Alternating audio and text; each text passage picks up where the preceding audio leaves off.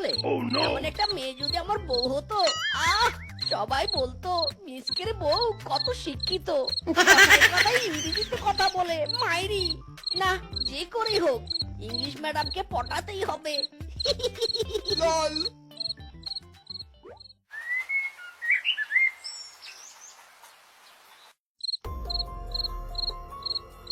এই যা, এই নাইট গার্ডের সামনেই পড়তে হলো। যদি জানতে পারে আমি চোর, তাহলে তো হেভি খেলাবে। এই তুই কি করছিস সেখানে? এত রাতে কোথায় যাচ্ছিস, মাইরি? আসলে দাদা, আমার বউ আমাকে ছেড়ে চলে গেছে। সেই কষ্টে দুঃখে আমি ভবঘুরে হয়ে বেড়াচ্ছি। আহারে বেচারা, কি কষ্ট। তাই এই বস্তায় কি আছে?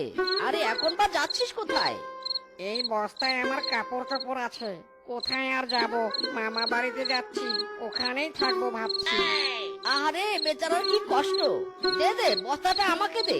দিনের বেলা কতজনের উপকার করি, রাতের বেলা উপকার করলাম তো কি হয়েছে, বরং এতে আমার ভালোই লাগবে।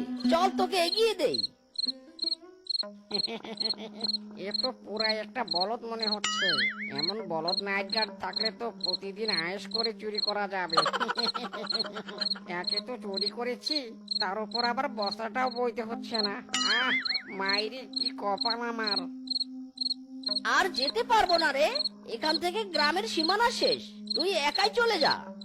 আপনার এমন উদারতার কথা সারা জীবন আমি মনে রাখবো। আসি গো দাদা।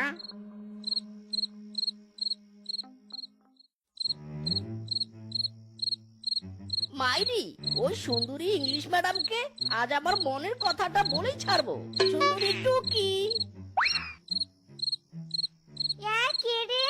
ও নো, কি এখানে তো কেউ নেই। ইরে মাইরি,